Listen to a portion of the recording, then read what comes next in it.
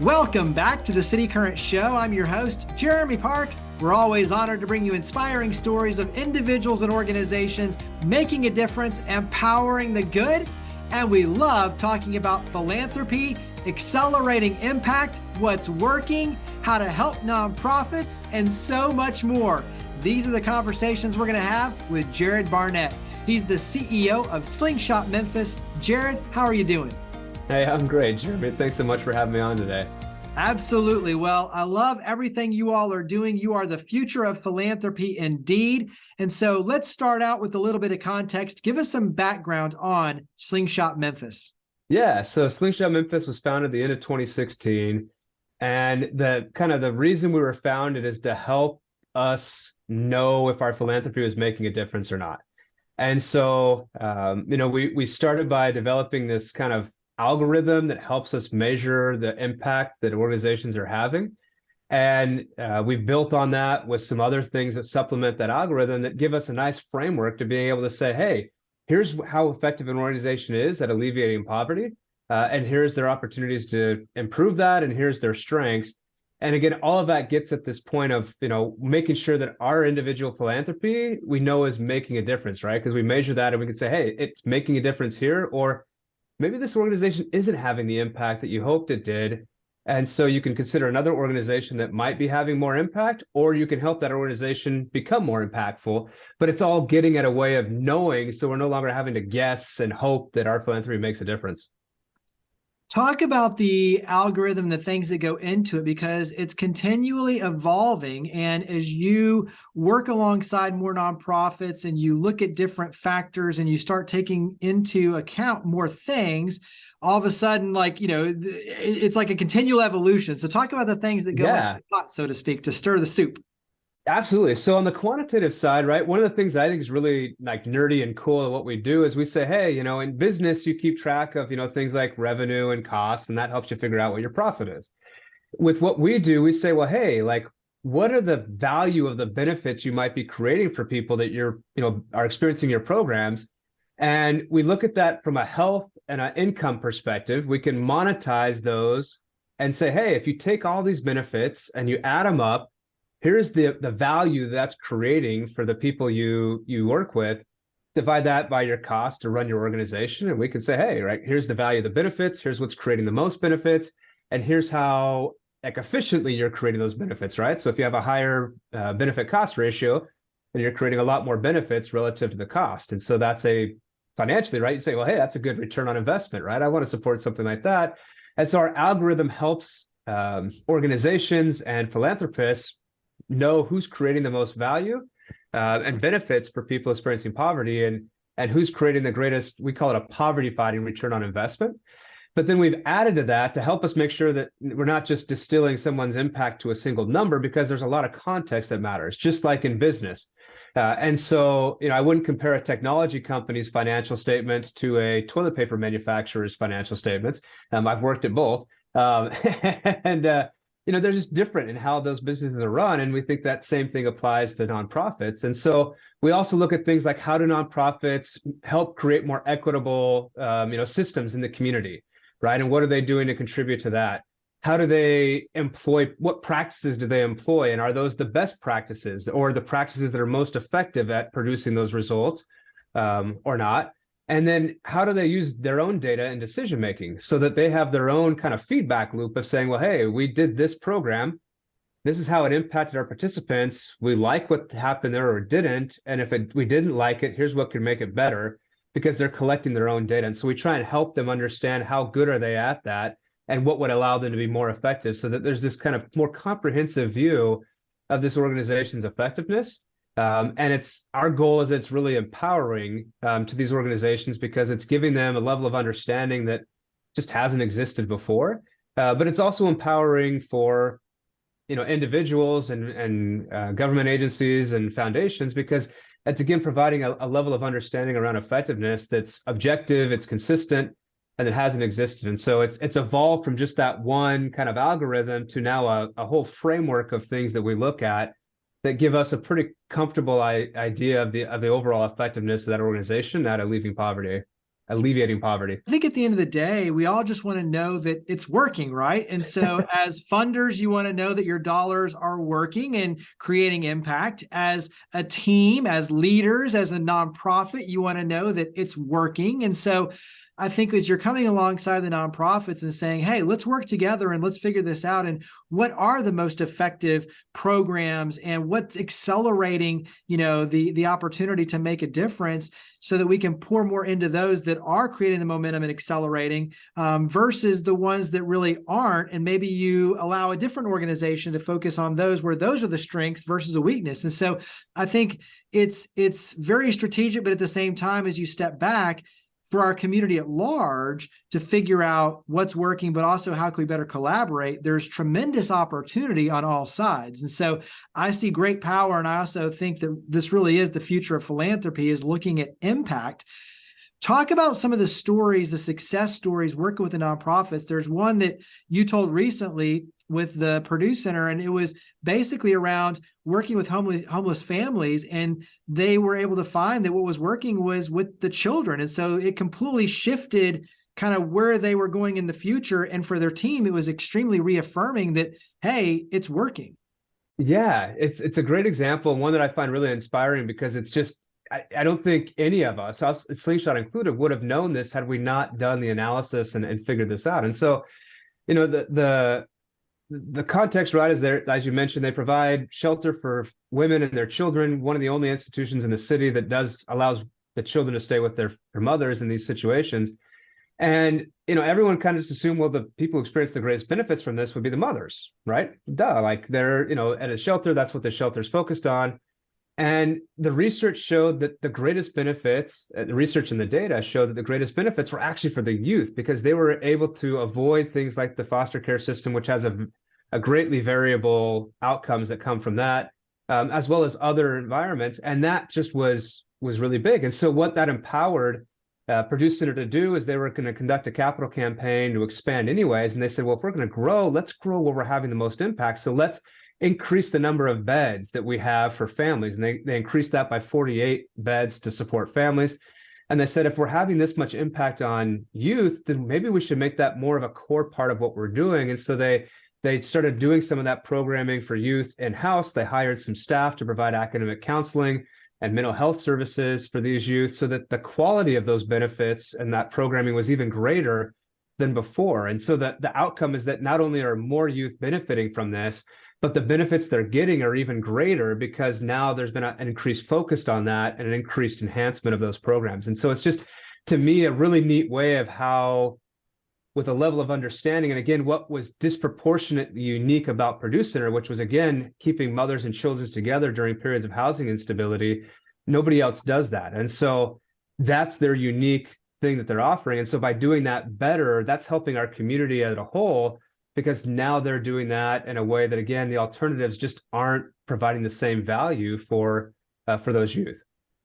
Give us an idea of how you're set up, because you have a team of extremely bright individuals who work with the nonprofits and go through all the rigor and, really kind of articulate and then bring the findings to bear. And we'll talk about that on your website, how we can leverage all of your findings in these resources. But you have a team of experts on one side. You have a funding mechanism that the public can play a role in as well, yes, and an impact and investment fund. And so talk about kind of the way that Slingshot is set up.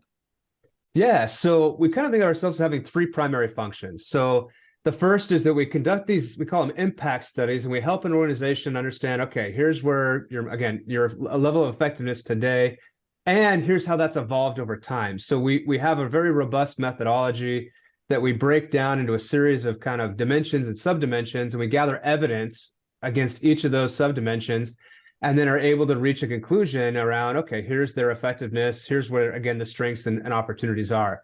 And we do that in a quantitative way, so that each year we work with an organization and conduct a new impact study every year.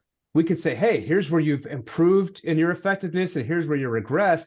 And that's not kind of just, how do we feel the wind? It's actually a very quantitative, data-driven way of measuring that change in performance over time. And so it's a great way for us to see where organizations continually improving, where might they be stagnating, And again, where might they be regressing for various reasons? And it opens a great conversation, whether it's, the team of leading that organization, whether it's the team with their board, whether that's the funding community, but we get to ask the right questions now because we know kind of what's happening and where we're seeing that performance. And so our team provides that. And then what we do is we use those insights to allocate money from what we call it our Accelerate Impact Fund. And this fund is something we make available to everyone in the community. And anyone can choose to invest their philanthropy through this Accelerate Impact Fund. We make sure 100% of those funds go to the organizations we work with. We don't charge a management fee. None of it goes to cover our operations because we have separate investors and philanthropists who support us as a nonprofit ourselves. So every penny that is invested in that goes to support these organizations, but we don't just spread it around evenly. What we do is we take those funds and we invest a disproportionate amount in the organizations that are most effective. And so what it happens is that the organizations that are most effective or have shown the most improvement receive a greater amount of those funds. The organizations that have regressed or are less effective receive a lower amount of those funds. And what that does is it amplifies the return on investment, the benefits that are created for every dollar someone might invest in that fund. And so, for instance, in 2021, for every dollar that someone invested, this methodology allowed us to create $1.90 of poverty-fighting benefits by this approach. And so it took your dollar and instantly turned it into $1.90 of benefits. And again, that's what helps amplify change, right? Because we're supporting what works. And again, we do that because we measure it and understand it in a way that nobody else does in the community, so that we can help make sure that anybody's philanthropy is making a difference and a meaningful difference as we try and alleviate poverty in the city. As I mentioned, you put all this on your website, you put it front and center so that people can access it. Talk about your website, how to use it as a resource. Yeah, so the goal for our website is to be a tool to the community. And so you can learn about our methodology on there around how we do things, and that can be helpful as you think about how might you think about philanthropy. But what I think is really valuable is that we put our reports and other things that we produce from these impact studies on the website. And so if you go to our website, right at the top, there's a banner that scrolls through, we call them a grid of an organization's effectiveness. And so the way that grid is read really easily is just from left to right. If you're on the left, you're less effective. If you're on the right, you're more effective. And so it's a really easy visual way for the kind of four major areas we focus on to see how effective is that organization. And the idea is if you want to support what's effective, you support the organizations that have results that are on the right of that grid. And then if you want to know more about those organizations than just their current effectiveness, you can go to our organization insights page. And that, for every organization we work with, has information about that organization. We articulate kind of how do they fight poverty. We have that grid around, okay, here's what, so you can read in detail around is their level of performance today. We then share information about their programs. So you can learn about their programs, the interventions they provide. And we also share information about the outcomes that those programs are intended to create. So you can understand, okay, well, this program's trying to achieve these outcomes, right? This program for that organization is trying to achieve those outcomes.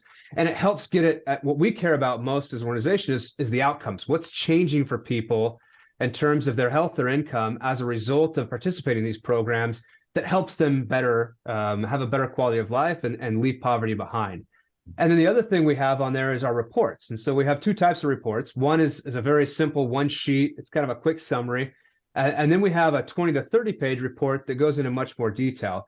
Those reports share the findings of the impact study we've done with the organization. And we have those going all the way back to 2019 for organizations that we work with. So you can kind of see where was this organization in 2019, 2020, 21, 22, to see about, how has that organization evolved? How has their effectiveness changed?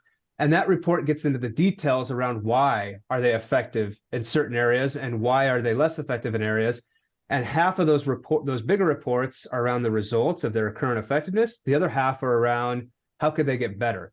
And so if you have a passion of something that you want to support, you can look at those reports and say, hey, I really am passionate about this type of thing. I can support that for this organization. And Slingshot's validated that would help them have greater poverty fighting impact on the participants that they work with. And you can use that again as a tool. And so all of these things are available to learn about organizations, to understand the outcomes they create, and understand what you can do to support them, whether that's through directly investing in them because you're passionate about something they're doing, or using our impact fund, which again gives you a way to invest in multiple organizations, but doing so based on their effectiveness and their improvements in effectiveness over time. What gives you hope when you look at your findings and what you're putting out there for the public, and how companies are starting to leverage this information as well, and foundations and nonprofits? I mean, everyone kind of looking at this thing as a strategic roadmap. What makes you excited for 2023 and beyond in terms of where all this is headed? Yeah, I think what gets me really excited is it cuts through all of that uncertainty, all of the potentially biased ways of thinking about philanthropy, and gets down to just a very objective, clear way. If we do philanthropy for poverty fighting to help people get out of poverty, there's no way we can do that well if we don't know if it's working. And this gives us a way to do that. And so I'm excited because, this is a starting point, right? We have 41 organizations on our website right now. We're going to grow to over 75 to 100 organizations by the end of 2024. So we're trying to scale quickly so we can have more information out there about more nonprofits here in the city. The other really cool thing is, as we work with more nonprofits, we start to learn what's working for not just one nonprofit, but for multiple nonprofits. And so there's another part on our website called Domain Insights. And on the Domain Insights, that's where we're starting to kind of say, hey, across organizations that are all trying to do this, here's what we're seeing is most effective, right? Or what are the traits for most effective organizations? And so a real quick example of that is with, professional certifications, right? You think about, you can go and get a 4-year degree and do that, but you can also go and get, these certifications. They're quicker, they're faster, and they give you some very good technical skills. And so we're learning about, hey, we work with several organizations that provide these certifications. We've studied them now in terms of, what's applicable to the best certifications. And we've realized that there's several kind of common factors here. One is that the organizations that these certifications, that are most effective are not certifications that the organization came up with themselves, but they're industry accepted certifications, that they're accepted here in Memphis and across the country. And anybody who, is doing that, these certifications are respected in an industry-based way, not just an organization who's providing them. That's one thing. Right. We also have learned that certifications that involve a experiential learning component tend to be much more valuable and therefore produce much better benefits for the recipient of these certifications than certifications that are just classroom based. Right. They also need to be something that's very specific in these certifications. So things that teach you very specific industry skills are much more valuable than just kind of learning some generalized skills.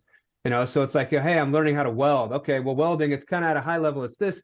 Those certifications aren't nearly as valuable as the ones that say, hey, welding for this industry looks this way, and you need to know how to do this and this and this.